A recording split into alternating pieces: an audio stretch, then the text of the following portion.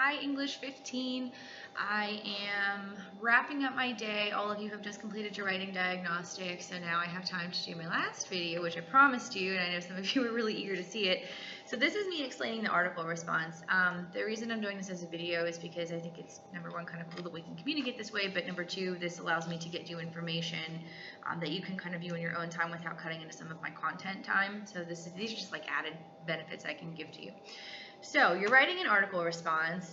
You'll see here under the assignment instruction, there are instructions for this assignment that are pretty laid out, but I wanted to talk you through that because I know some of you probably have an easier time listening to an explanation rather than just reading my instructions.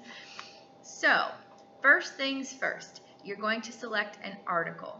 The article must come from a reputable source. So The Onion clearly would not qualify because The Onion is just a parody website, but you really have to think about what's a reputable source. So major newspapers like the Wall Street Journal, CNN, things that we're all familiar with that we trust. I'm definitely open to periodicals outside of, kind of the main ones that we normally think of, the ones that are popular nationally. If you're not sure, I would tell you maybe shoot me a text message or email me and just say, here's what I want to use, and I'll let you know if it would meet the criteria. But use your best judgment here. We just want to make sure that whatever information you are reviewing and then responding to is accurate. Okay, so you pick your article. Outside of picking a reputable source, you also want to make sure that you are picking a topic from this source that, number one, has some type of social importance. So it could be talking about social justice issues, it could address political events, happenings, debates, anything in politics. It could be scientific, it could be environmental. It just has to have some kind of social merit. It needs to be something that you feel is worth talking about. And that brings me to the other criteria here. You have to also be connected to this idea. If it's not important to you, if it's not something that you care about, then pick something else.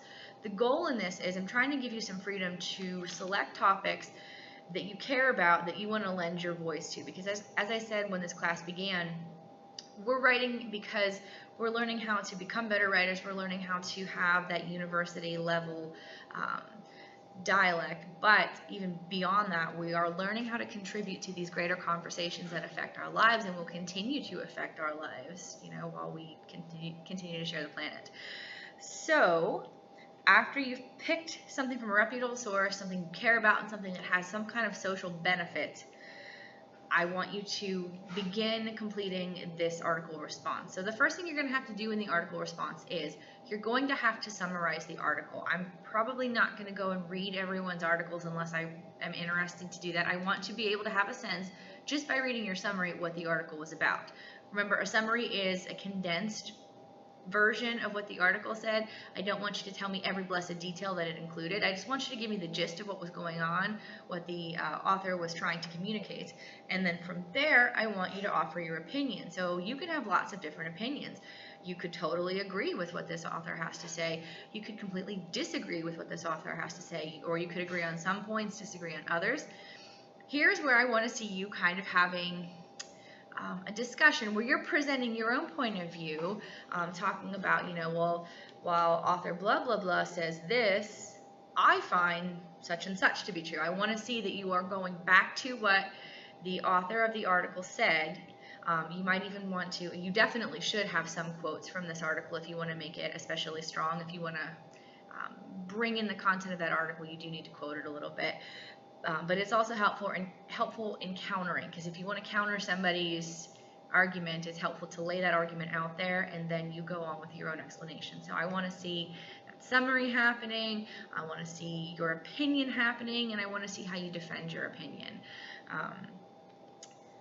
That's all I have for this. Hopefully that makes sense. So I did years and years ago, when I first created this assignment, because I thought it was important to engage in social discourse, I did one that was on gun control, and I have my response posted also in this area with the instructions, so you can read that, and you'll see when you look at how I first summarize the content of my article, and then I reference specific pieces, and then I present my own opinion against what was said by the author, and kind of go back and forth that way. That's what I'm looking for.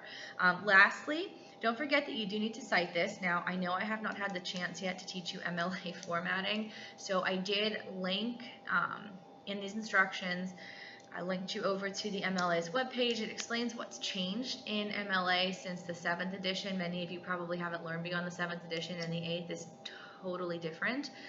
So you can try to navigate that.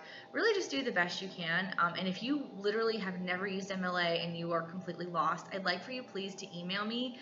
That goes for everybody. I would like to maybe then get together with the handful of you that have never done MLA and maybe stay after class one day and just kind of get you up to speed enough that you can function on these smaller assignments until we actually go all in and learn more detailed information about MLA citing, because I just don't want you to be lost.